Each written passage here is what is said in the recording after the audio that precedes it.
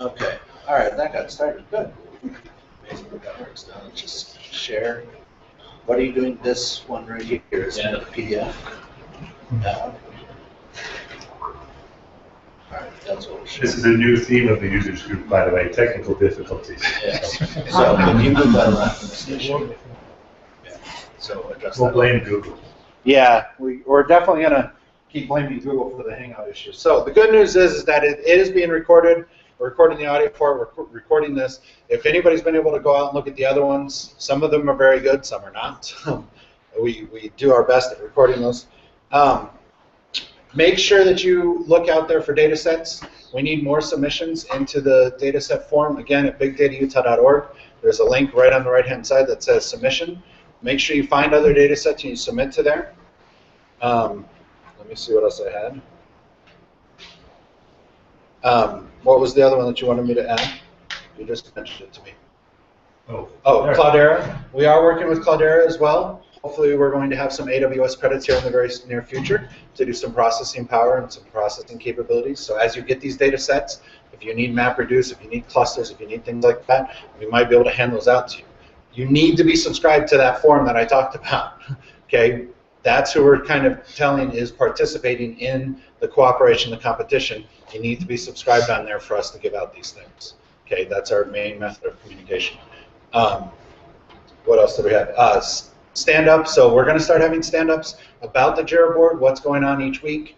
Next week, it sounds like we will be in a different location because the Utah Arts Festival is going on right now, and we have a feeling this whole place is going to be a giant nightmare. Or we'll figure out a different situation for parking. Yeah, or we'll figure out something for that. So next week will be kind of our last one also for 2 weeks because the following week is July 4th. So we're going to meet next week. We're going to talk. We're going to regroup, find out what people have already started doing, what you're looking at, the data sets that are out there, and then from that point you'll have 2 weeks kind of without us sort of thing. We also are working with somebody right now to get an air quality expert in here next week so that they can talk and tell you about air quality and what you normally should look for inside the data. Okay? All right, any quick questions about the competition overall, the cooperation, anything that's going on, you know, that you need, that you're concerned about that you haven't set up? Okay, I'll let Ben get started then. As soon as he's done, we'll have a few more things to talk about and then we'll be complete. So go ahead, Ben, get started. So I'm sure a lot of people besides me enjoy skiing. There's snow on Earth, but sometimes the inversions get so bad when you're in the valley, you think it's the worst spawn you've ever seen, especially if you're up in Canada. So my name is Ben Taylor. I'm on Twitter. My handle is Ben Taylor Data. If anyone wants to keep in touch with me, or if you realize we share some common interests or something.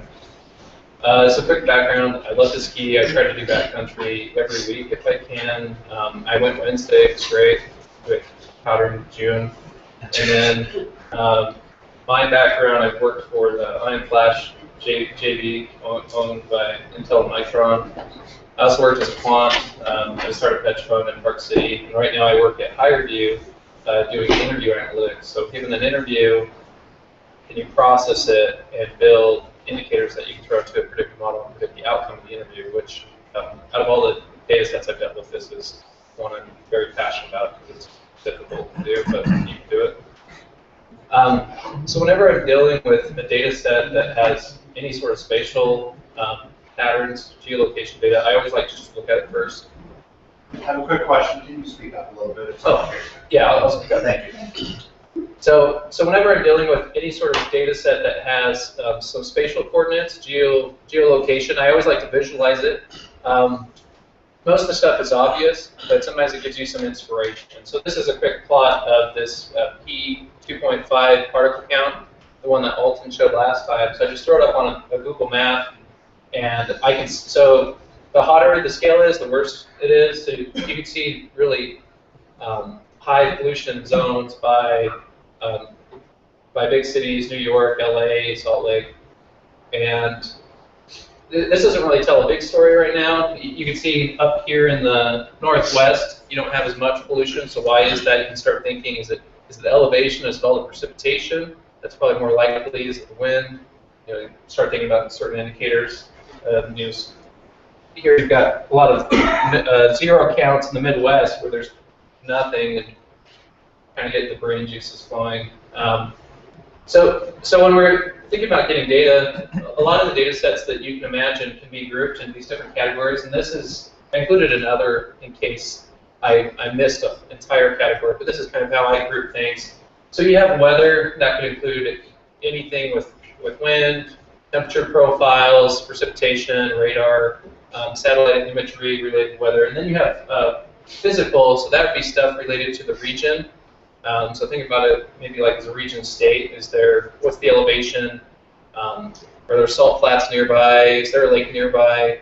And then you have a cultural category, and that includes anything that humans would contribute to, which could be traffic, social, health, industry, political, and other categories. So if you guys have more ideas for categories, this is kind of how I broke it down. So searching for data can get really messy, especially when you're just kind of combing the web and you're just kind of looking at what data sources people have, and you actually look at what they're giving you, and you kind of gasp, like, oh, like that is not ideal at all. And I'll show you a couple of those. So this is probably one of the most important ones. I don't know if it's really going to be a leading indicator, but it definitely tells you when an inversion is taking place. So there's something called vertical sounding. They do this twice a day out at Salt Lake City Airport. They take a balloon, they inflate it. The balloon measures all sorts of things. So this is the pressure, which maps to elevation.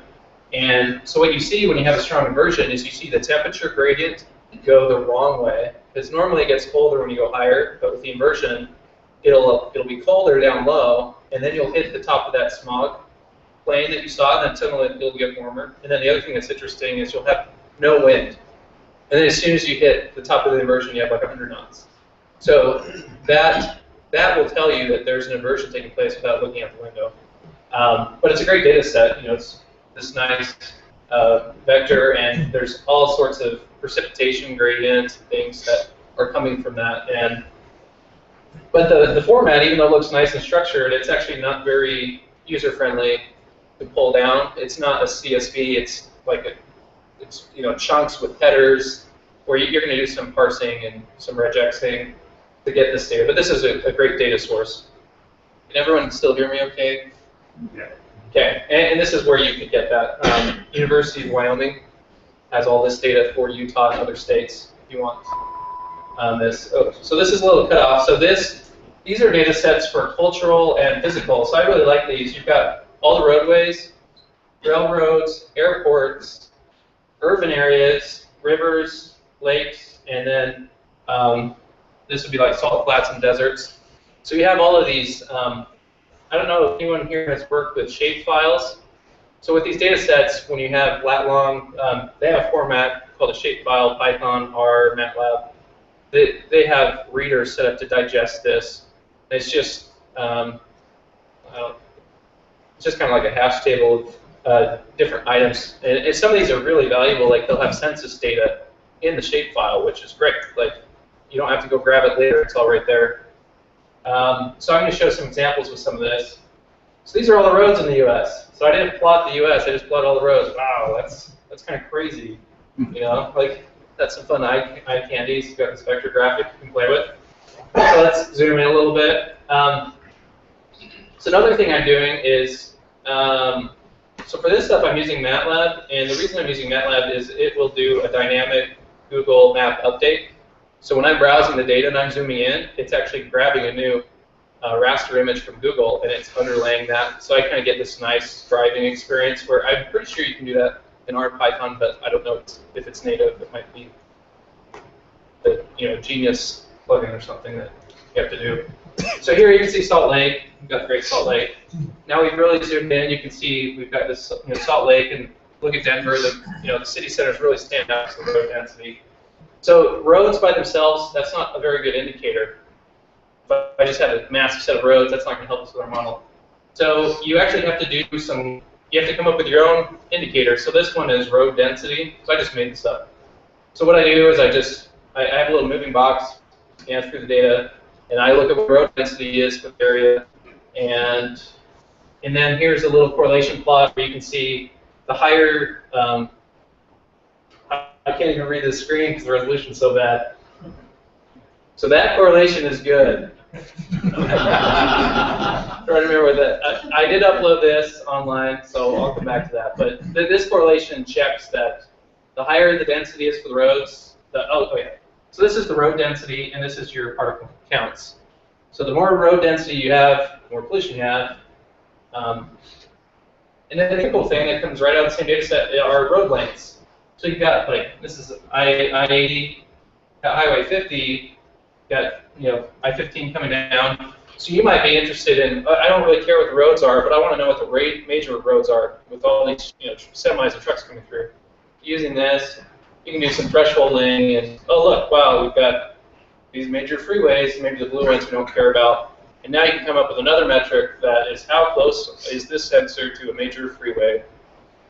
It's not perfect, but it's just dealing with the same data set. You can kind of crank through some examples.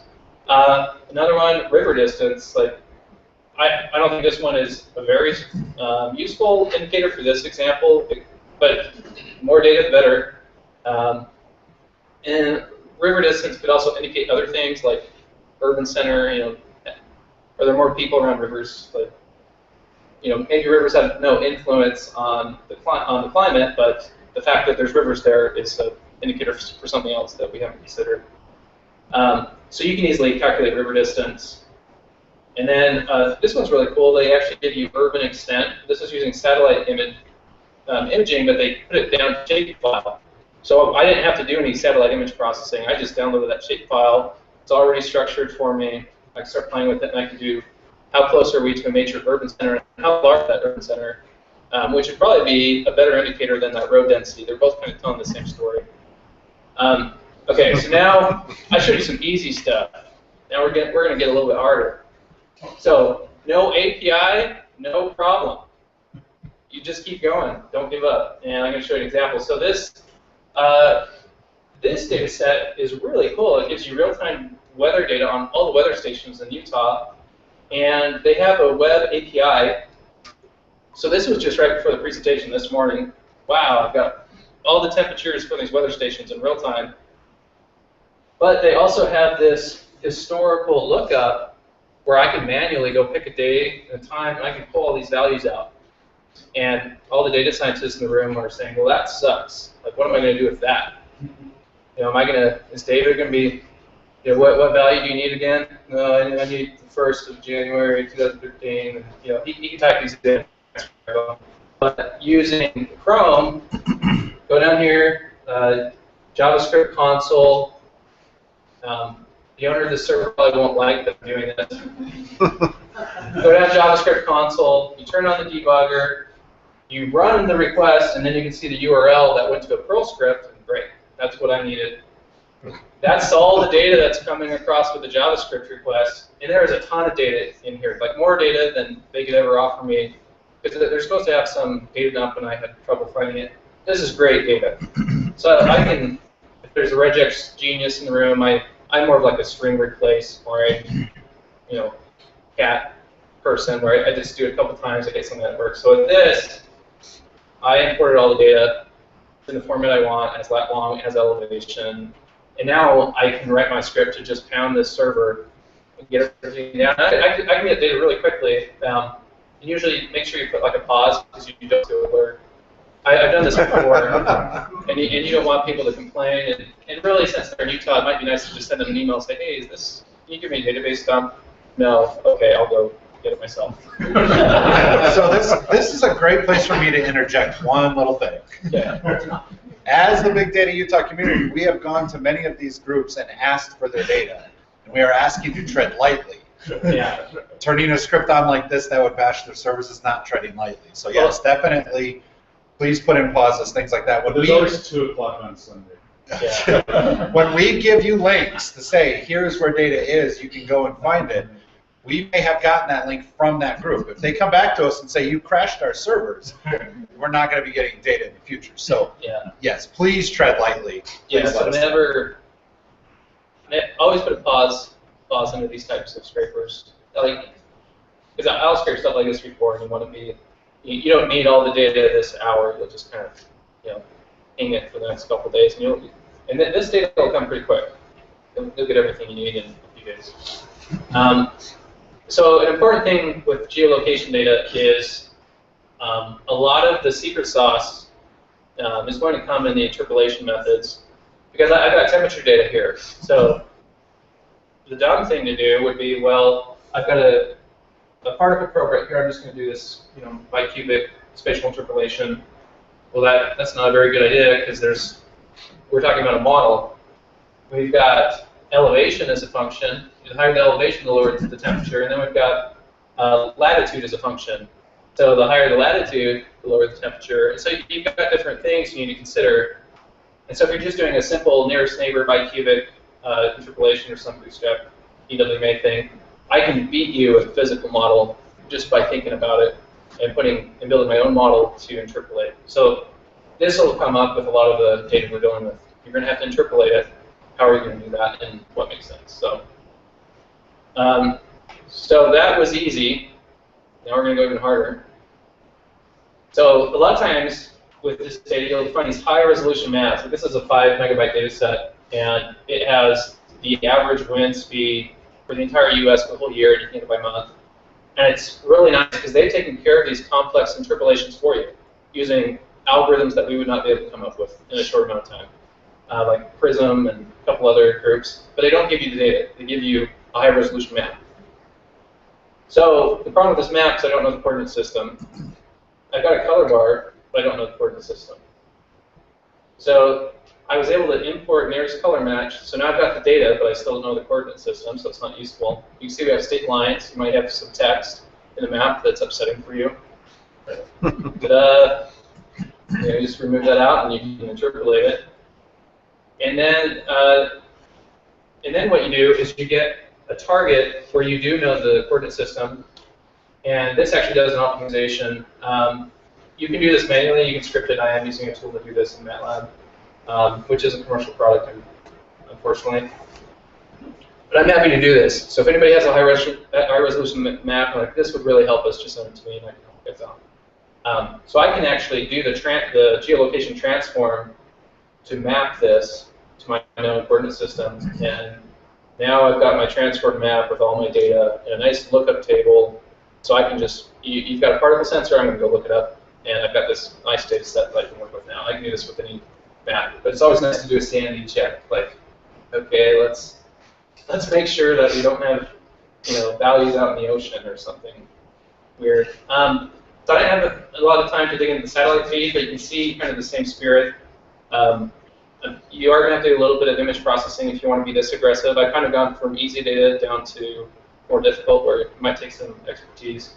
Where the satellite data, you've got the color bar, you can easily pull out all this information if you want to be that aggressive.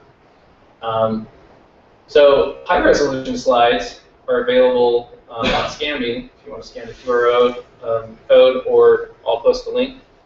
And if anybody wants to follow me, Ben Taylor Data, and if anyone has any questions, yeah, I just scratched the surface. There's so many other data sets to go after, and all these data sets. You can see there's a lot of data sets I didn't even touch, just coming from this source. Or I think everyone's sick.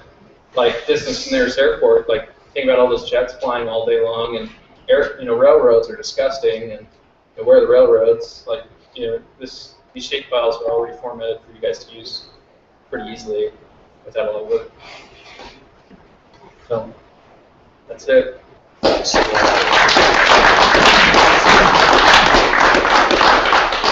So another good thing to mention here too, where you showed some of those maps and stuff, Ben.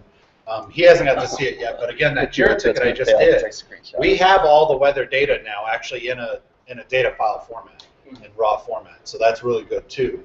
So maybe we don't have to do as much scraping, but at the same time, it's really good to see other ways to do it. This is exactly what we're looking for, is that when we put that list of here's data sets to go find, we want you to take these creative ideas to go get that data and bring it back. So we want to have a quick stand-up meeting to talk about a little bit. You don't all have to stand up, but to talk about the next steps and everything. But now would be a really good time to ask Ben some questions, see some things like, I'm sure everybody here followed absolutely everything he said and can all go out and do the really difficult stuff, right? But now's a good time to kind of pick his brain and say, okay, all right, I'm just getting started. How would I go in and find a basic data set for me to start working on, or whatever else? So let's kind of think through some questions. Maybe. I don't have a question, but I have a comment. Yeah. That's just awesome taking that visual data. On robbing the blind. Can we straight that for the recording? I'm not robbing them because they don't have a paid product, so. You put that in such a good way. And you wonder why we have to request these data sets. Hey, Ben. How do you avoid, or do you avoid going down the rabbit hole of, like, because it's easy to create an insanely wide data set. Do you have any kind of, I don't know, rule of thumb that you abide by? Do you evaluate things as you're going, or you just kind of get exhausted and quit? No, I think it's nice to do some sort of correlation analysis while you're going.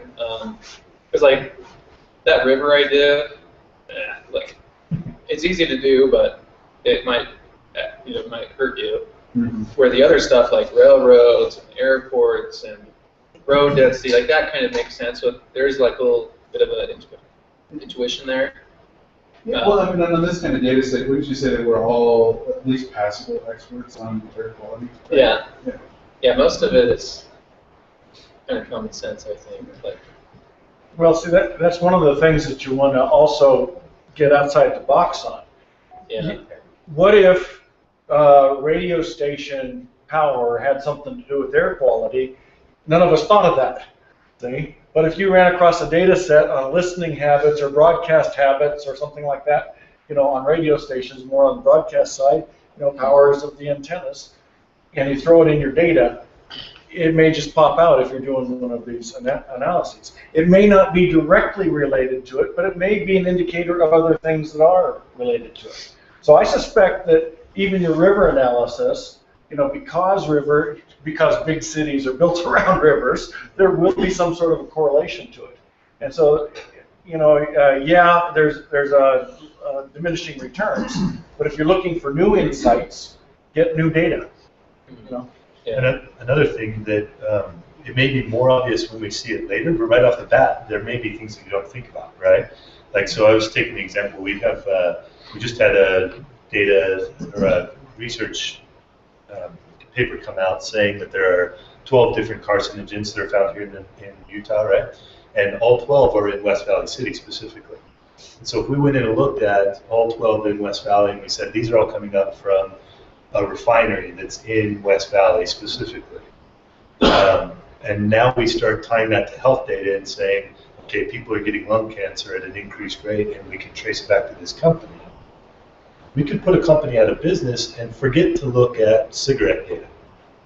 And maybe cigarettes are causing the lung cancer, not the company, right? So we need to be careful about what we think and how we think about it. Think outside the box to find new things, but also make sure we're not ignoring data that's important that could cause some negative reactions later. Okay? So I have two questions. One is, how do you look for outliers, or how do you determine what's an outlier? And the second question is, the placement of the sensors, how do you take that into account, or do you completely ignore that? No, so. Repeat the question. Oh yeah. So the first question was, how do you deal with outliers, and the second question was, how do you deal with the placement of the sensors? And so I don't think we've finalized where the P2 5 sensors are that we want to predict, but once we do, those coordinate systems will be very important. And if the weather stations aren't right on the sensor, which is unlikely, we'll have to do these interpolation methods, which will be more difficult than just the bicubic pin drop. And that's why I like the map stuff, because you're taking advantage of really smart people that know what to do. And then with the outlier stuff, so sometimes with that,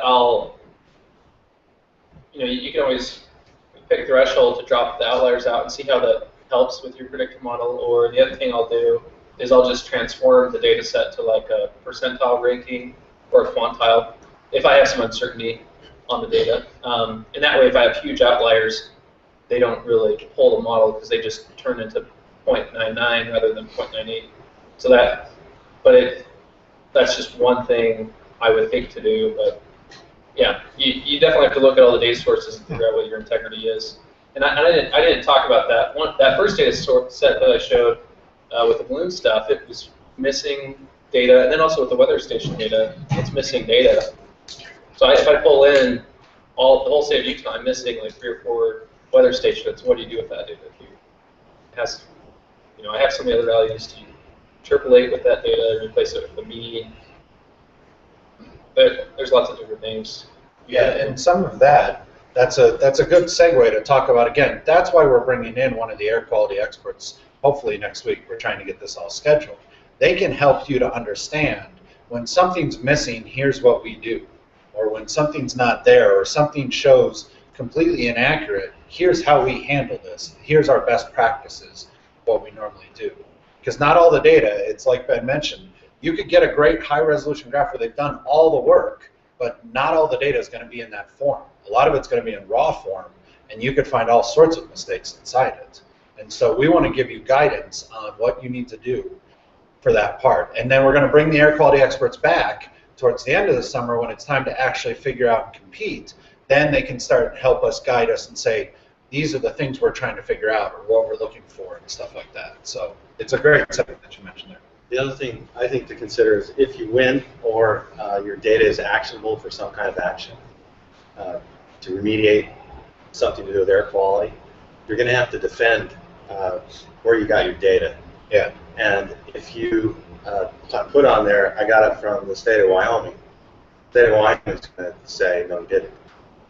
So then you'll have to explain how you got it. And then the opportunity to get it may disappear.